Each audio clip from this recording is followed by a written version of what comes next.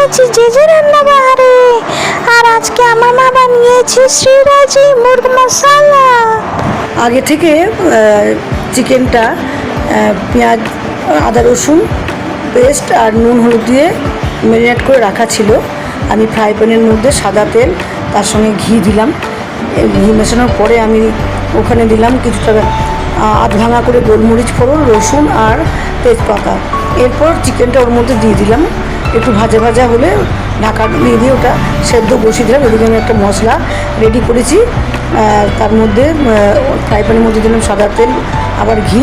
এর মধ্যে দিলাম অনেকটা কোচানো গোটা গরম মশলা, যেমন এলাচ, দারচিনি, লবঙ্গ, জায়ফল, জয়িত্রী, সামরিক, সাজিরে। তারপরে দিলাম কোচানো পেঁয়াজগুলো, ভাজা ভাজা হয়ে গেলে দিলাম। ওর মধ্যে দিয়েছি কয়েকটা কাজু, চিনেবাদাম, 1 চামচ পোস্ত দিয়ে ওটাকে ভালো করে, কাঁচা লঙ্কা, শুকনো লঙ্কাও দিয়েছি, যদি আপনারা মনে করে নাও দিতে পারেন। আমি দিলাম আজকে একটু, তো সেটা তার মধ্যে করে নিয়ে এবার আমি ওটা তুলে ঠান্ডা করে ওটা দুধ দিয়ে পেস্ট করে নেব। এবার ততক্ষণে আমার চিকেনটা সেদ্ধ হয়ে গেছে। ওপর থেকে আমি একটু কাশ্মীরি লঙ্কার গুঁড়ো দিয়ে দিয়েছিলাম, তার জন্য রঙটা লাল লাল এসে গেছে। এবার ওর মধ্যে আমি দিয়ে দিলাম একটু ফ্যাটানো টক দই আর ওই বাটা মশলাটা পুরো।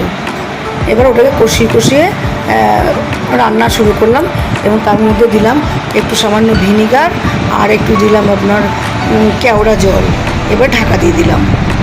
ঢাকা দিয়ে ওটা ঢিমে আছে বসিয়ে রাখলাম। আস্তে আস্তে ওটা তেল ছেড়ে গেল, যেই মাংস তো আগে থেকে সেদ্ধ হয়েছিল। ওপর থেকে আবার সামান্য একটু ঘি আর একটু গরম মশলা গুঁড়ো দিয়ে ঢাকা দিয়ে দিলাম। এবার আমাদের মুরগ মশলাটা রেডি হয়ে গেছে। গ্যাসটা বন্ধ করে ঢাকা দিয়ে দিই। তোমরা কে কে খেতে ভালোবাসো কমেন্টে জানাও, লাইক করে দাও অ্যান্ড সাবস্ক্রাইব করে দাও।